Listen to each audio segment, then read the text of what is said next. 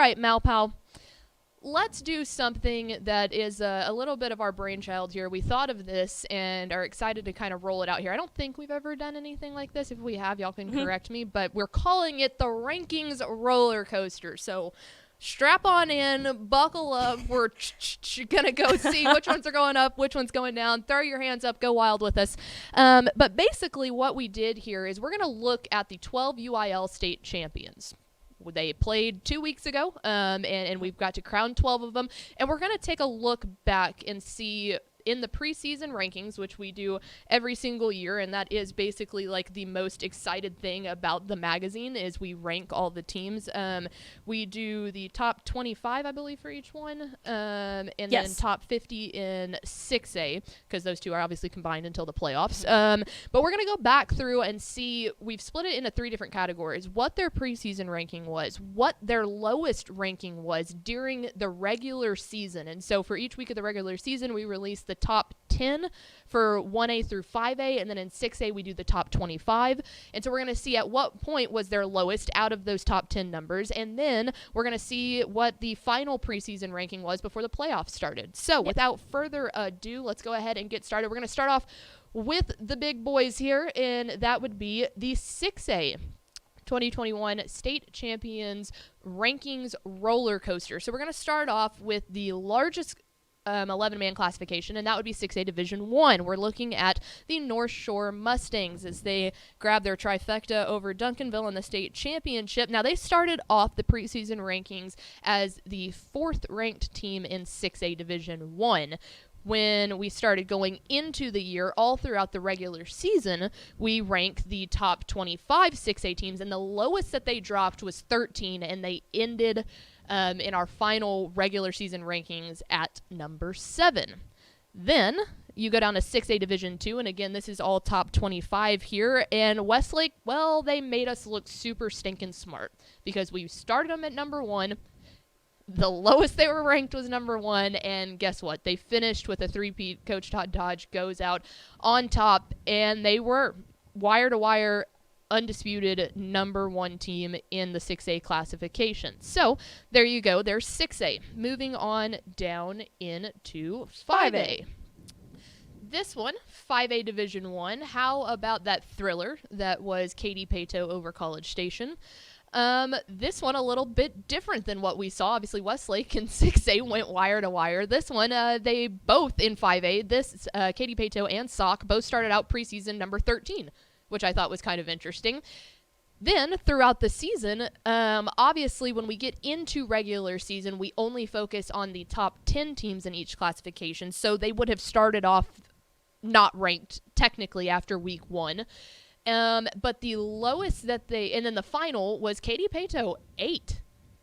I mean, that they went out there and kind of just flew under the radar all year long. Obviously not enough under the radar to be unranked, but they got up to 8, and that's where they finished off the year. And then same with Sock. You know, it was one of those things. We thought that they were the 5th-ranked team, and they went out there and proved us wrong in the playoffs. And this is a really good measuring stick of a 2 teams that really got better as the season went on. Like, they started off good. We knew they were going to be somewhere in the mix, but they were going to have to pick it up as the season went on. And from even with the end of the regular season to be 5-8 and then to just blow up in the playoffs, they were that slow cooker that got hot right when they needed to. Moving on.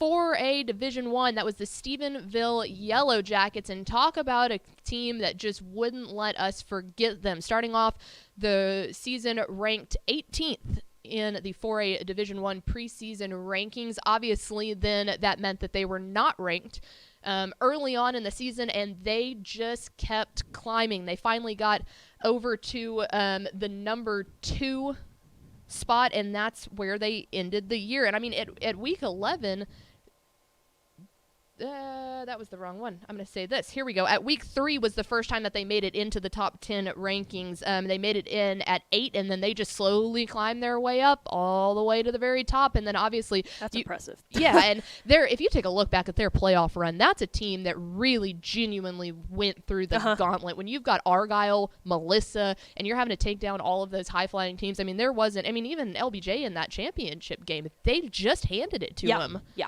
So they have one of the most impressive resumes, and you want to talk about someone else who has one of the most impressive resumes. How about the China Springs Cougars? And, 4A Division II, they started off at number 7. That was the lowest that they went. We kind of penciled them in, and they really, really sat there and hovered. And for most all of the year, they were ranked 7. They kind of went up to 6 and were there for a while, and then they finally ended up at 5. And that was one of those things. Well, if you're going to be the man, you got to beat the man, and they did that. I mean, you take down Western Stark, you take down Carthage, you take down Gilmer.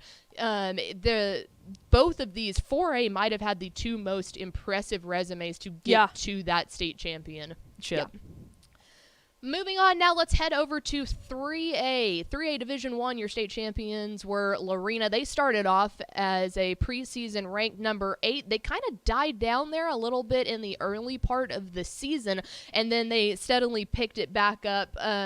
In week 8, I mean, they came back to number 10, and then by week 5, they dropped out again. They weren't ranked. They kind of had a lull there in the middle of the season where, like, man, how much are they going to get?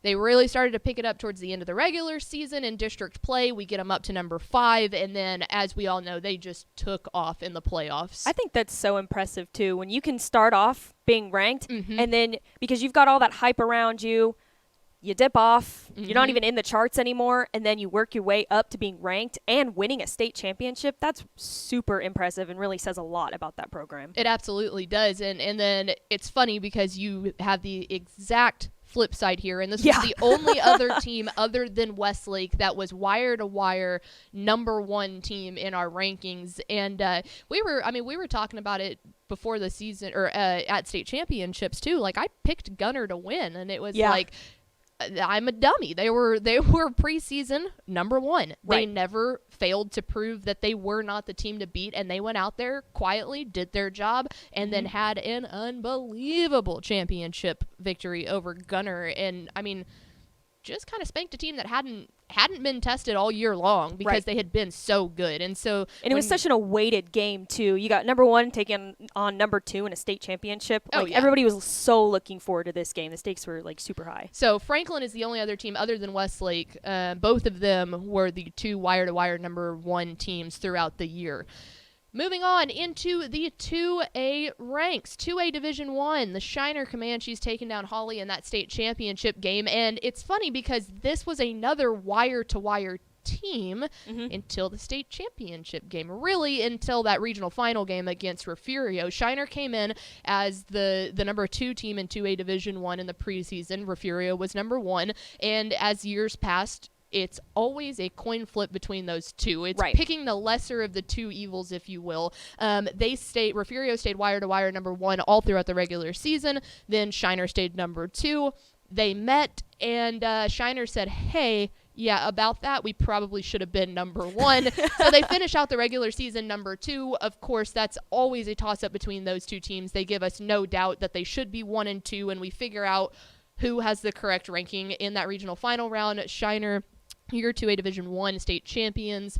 Then in 2A Division II, it was Stratford and Fall City in that championship game. Stratford was a team a lot, kind of just middle of the ground. We talked about it earlier with some of those teams really, really being able to pick up and play their best ball late in the season, which is what you want. Preseason came in at number 8. That was the lowest that they went, and then they just kind of fluttered in between 8 and 5 for the entire rest of the season. After week 11, we had them in our final rankings at the 5th seed, and they go out and just dominated. It was a good game. It really was. And then finally, we're going to matriculate our way down to some 6-man ball here. 1A Division I. You want to talk about the wildest, I'm talking wildest path to a state championship. Here it is. So Westbrook comes in preseason at number 4. We felt like 1A Division I had 4 of probably that top 5 from the moment that this season started, before the season ever even started. When we were putting the magazine together, we're like, man, there's just a lot of hard-hitting slobber knocker teams out there that could be in that thing. So we figured it was gonna kind of be a shuffling game, and that's what it was. Well, they start off at number 4. The issue we ran into is Westbrook. If you take a look back at their schedule, they faced off against team number 1, team number 2, and team number 3, and they lost all of those games. And so that's when we're going, this makes ranking so difficult, because how do you keep, basically at that point they were like 1-4 or maybe 0-4 team at number 4, even though we know that they've had the toughest schedule and they've played them really well. Right. You can't have a 0. You can't have that sitting there in the rankings. It sucks because it's one of those things where when you look at the record, has no one, that does not indicate how good the team actually is, because you look at the schedule and you're like, oh, that makes sense. Exactly. So at one point they were down there and they weren't ranked, and then they picked it back up, and then they weren't ranked again, and blah blah blah. By week 9 they were still not ranked, and then they picked it up, and they got a final ranking of 8, and then they just went out there and absolutely had a banger of a game with May, which was I think May was the wire-to-wire number 1 team the entire year, and they just put one on them, and so that was super exciting. But yeah, just super weird way of getting to their destination. But at the end, I guess if your destination's a trophy, you can't complain too much.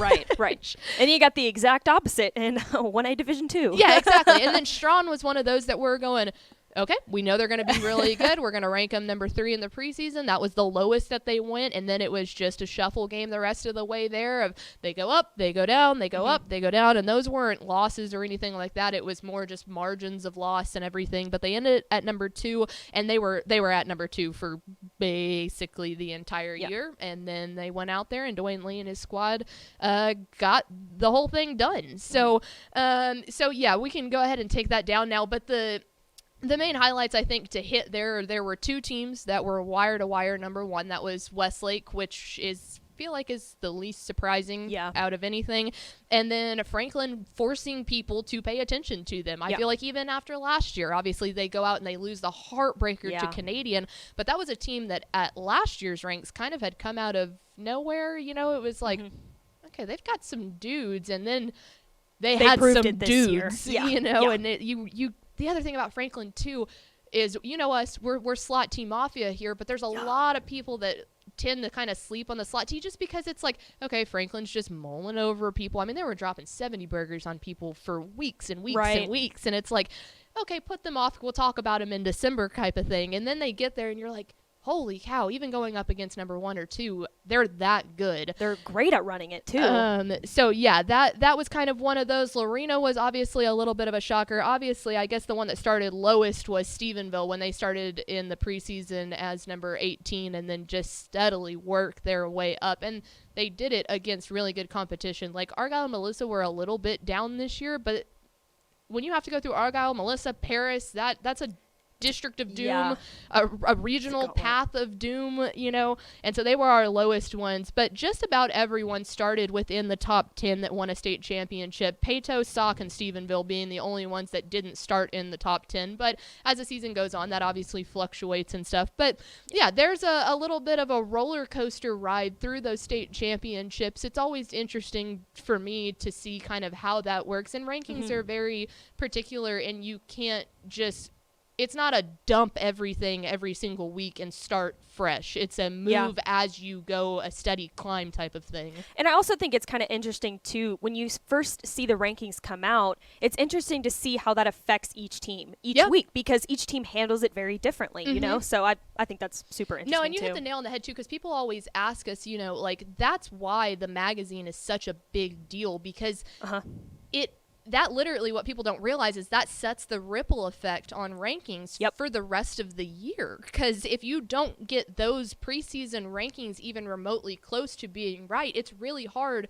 to bump down a team. Like when you have, someone was saying, I don't remember who it was, someone was saying maybe Duncanville needed to be moved up earlier on the year, and we're like, yeah, we agree, but what has Westlake, Southlake done to drop down? You can't just drop a team down because one team's playing really well. So those preseason rankings, like, we take those really seriously in the magazine. And you run into that in college too. Look at Cincinnati. You can't drop them. Because they're undefeated. Right. You can't bump up Ohio State because they have a better record, or they have a better strength of schedule. But you can't drop a team that's undefeated down. So it works both ways, Yeah, so that's what's always funny is those preseason rankings in the magazine, like they hold a lot of weight for that ripple effect throughout the year. So it's always fun to go back and kind of see. And obviously, just because you're ranked 18th doesn't mean that you can't go win a state championship. We're not saying that this is God's written word here. it's just Matt Stepp's written word, which is just pretty much baby Jesus almost, if you put it into that perspective. Yeah. I like it. I think he's in the comments. I hope he gets a kick out of that. Hi from Canada, Stepp, or hello to you in Canada. Anyway, so there it is, our rankings roller coaster where we took a look at each state championships rankings throughout the season. Congratulations again to all of those teams, and hopefully they all had a good Christmas break. They're celebrating their state championships. Hey, thanks for watching this clip here on YouTube. If you like this kind of stuff and you want more of it, make sure you subscribe to our YouTube channel. And remember, you can watch us live every weekday at noon at TexasFootball.com, Facebook, Twitch, or here on YouTube. And if you want more of the best coverage of football in the state of Texas, check out TexasFootball.com and become a Dave Campbell's Texas Football Insider at TexasFootball.com/subscribe.